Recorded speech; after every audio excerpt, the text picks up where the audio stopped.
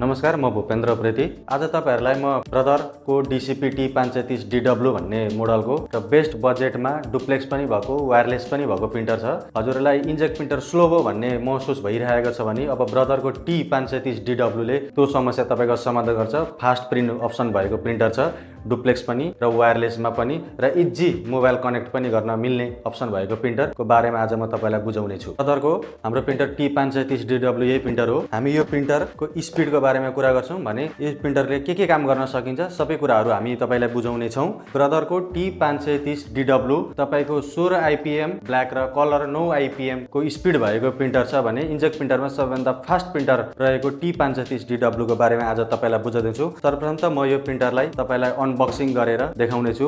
अनबक्सिङमा यस मेसिनको बारेमा के छ सबै कुराहरू बुझिनेछ र प्रिन्टर किन्दाखेरि हजुरहरूले के एसेसरिजहरू पाउनुहुन्छ त्यो कुरा पनि यही भिडियो मार्फत तपाईलाई जानकारी गराउँदछु।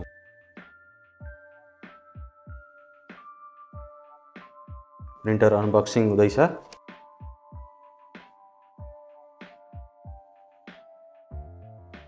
ल ब्रदरको T530DW हजुरहरूले खरिद गर्दाखेरि आउने एसेसरिजहरू पनि म तपाईलाई देखाउँछु।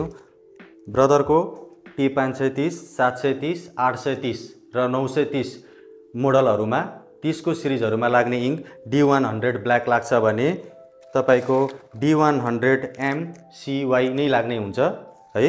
अब यस प्रिन्टरमा आउने सामानहरु एउटा पावर केबल, ब्ल्याक इङ्क, एक सेट कलर इङ्क र एउटा प्रिन्टर केबल यस मेसिनमा आउँछ।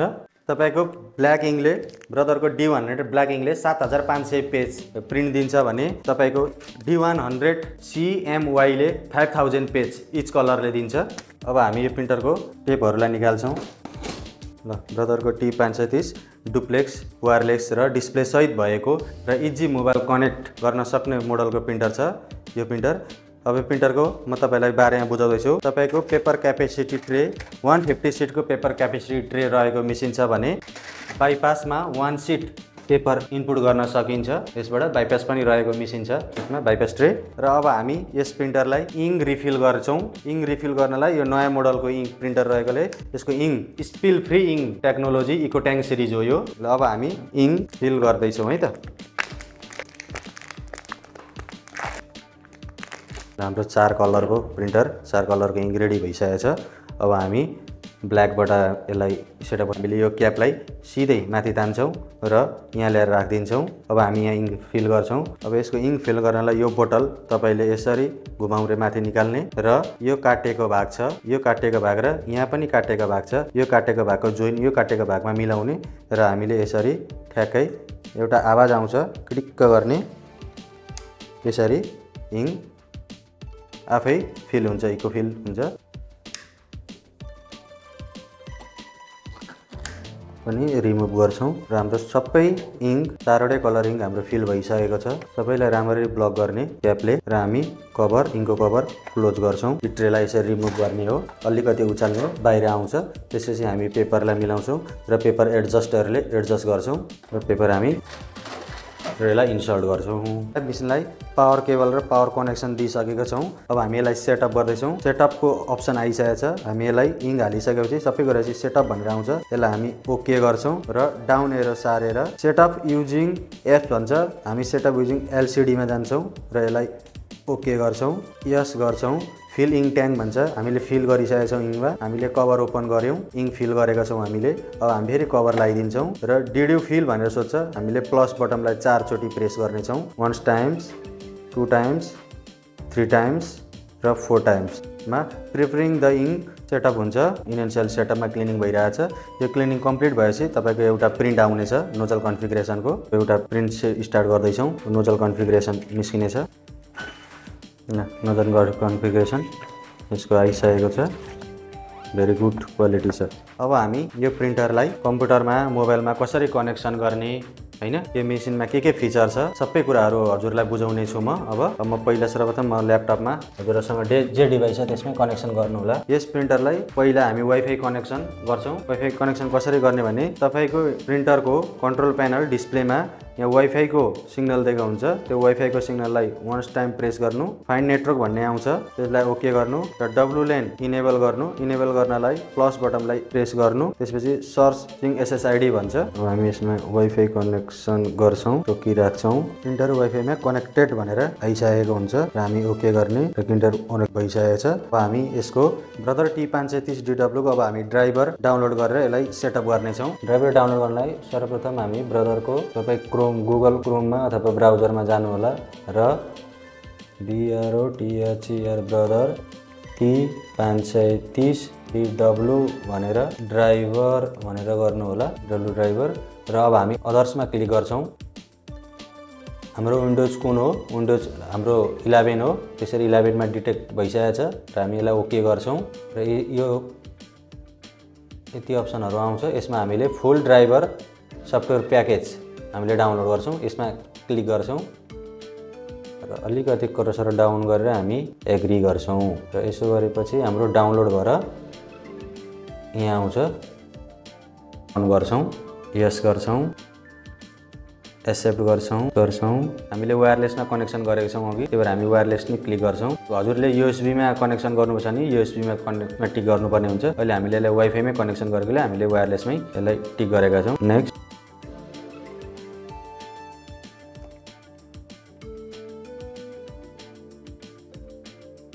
नेटवर्क कन्फिगरेसन लिस्ट निकाल्छौं हामीले नेटवर्क को यसको डाटा सिट हामीले निकालेका छौं त्यसो वाइफाईबाट हामी कनेक्टिङ गर्दै छौं आईपी हाल्छौं हामी हाम्रो राखेको आईपी राख्ने छौं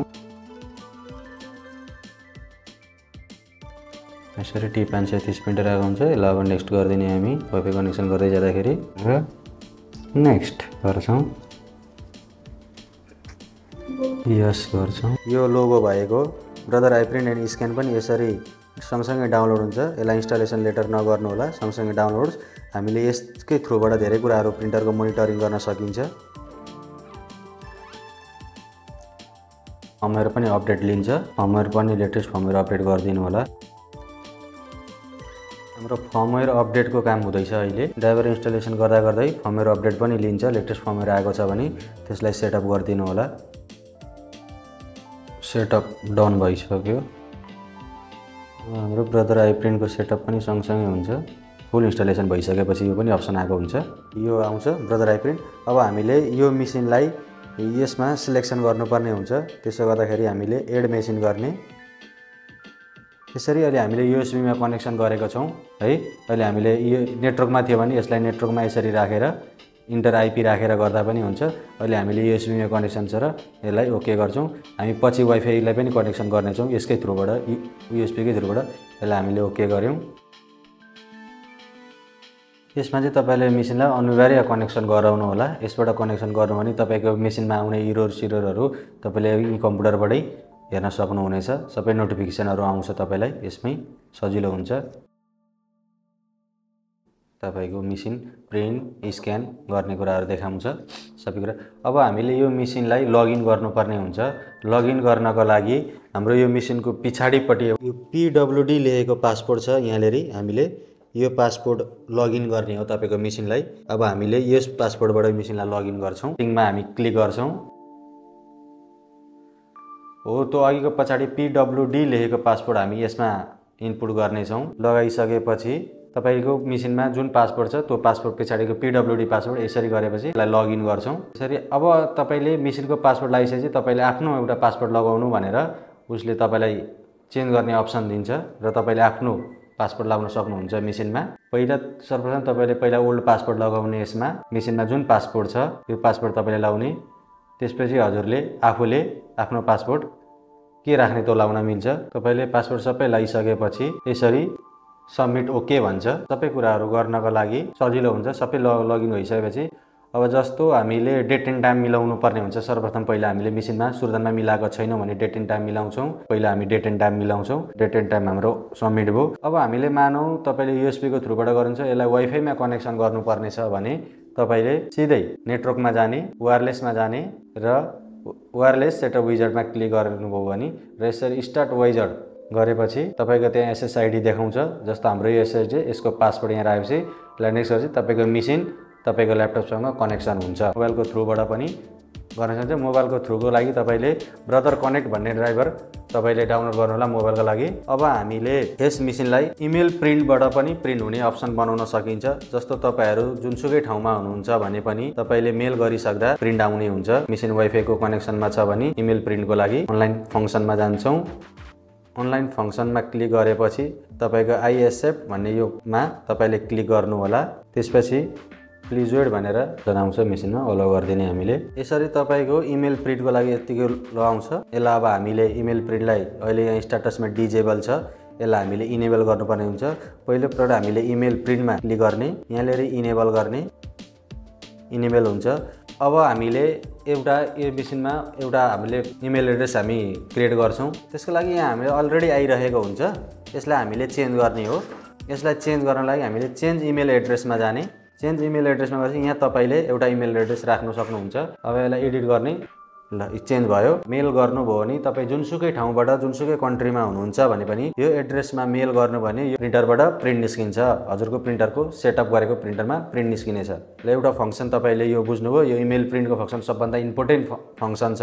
जस्तो हामी टाढा छौँ, जस्तो अफिसमा हामीले यो मेसिन सेटअप गरेको छौँ, हामी बाहिर छौँ भने पनि कुनै डकुमेन्ट हामीले दिनुपर्ने छ, इमर्जेन्सी दिनुपर्ने छ भने हामीले त्यो डकुमेन्ट मेल गरिसक्दाखेरि तपाईँको अफिसमा प्रिन्ट पुग्नेछ। त अहिले मैले पेपर ट्रेलाई डिस्कनेक्ट गरेको छु भने पेपर ट्रे नट डिटेक्टेड भनिरहेछ।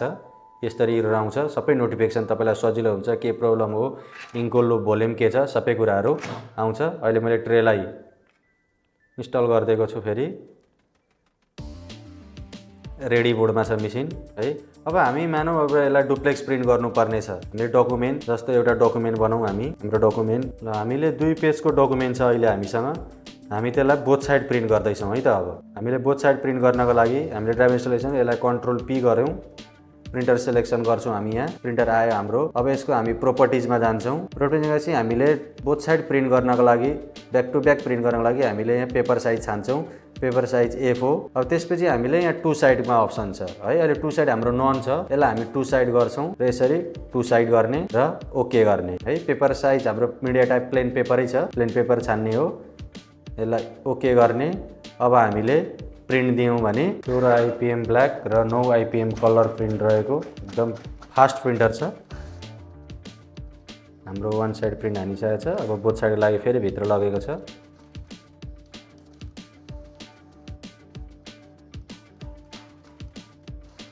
ल यसरी एकैचोटि 2 साइड प्रिन्ट आएको छ। बोथ साइड सेटअप हामी यसरी गर्न सक्छौँ। T530DW को नर्मल ट्रबल सुटिङहरूको बारेमा, जस्तो पेपर जामहरू भयो भने कसरी त्यसलाई रिमुभ गर्ने त्यो कुरामा हामी त्यसलाई अगाडि बढाउँछौँ, कसरी गर्ने भन्ने कुरा। जस्तो सर्वप्रथम पेपर जाम भयो भने ट्रेलाई डिस्कनेक्ट गर्नु होला, पुरै डिस्कनेक्ट गर्नु होला यसरी। अनि यो ट्रेको माथिको उपरलाई पनि बाहिर निकाल्नु होला, यो गर्नु होला। यहाँबाट पेपर जाम त्यस्तो केही देखियो भने यो सेक्सनमा भने तपाईँले रिमुभले तान्न सक्नुहुन्छ। र अर्कोपट्टि यतापट्टि ब्याक साइडमा तपाईँले यो ठाउँलाई यसरी तल प्रेस गर्नु र यसरी कभर ओपन हुन्छ, ब्याक कभर। यसरी पनि रिमुभ गर्न सकिन्छ। पेपरहरू टुक्रा भएर आयो भने तपाईँले अर्को तरिकाले पनि हेर्न सकिन्छ। फ्रन्टको साइडमा आएर ट्रेहरू सबै रिमुभ गरेर तपाईँले यो 2टा हरियोलाई यसरी प्रेस गर्नुभयो र यसो गर्नु पनि तल झर्छ। यहाँबाट पेपरहरू टुक्राहरू बसेछ भने निकाल्न सकिन्छ। यसरी निकाल्नु होला र सबै गरिसकेपछि यसलाई फेरि तपाईँले क्लोज गरिदिनु होला, ट्रेहरू लगाइदिनु होला।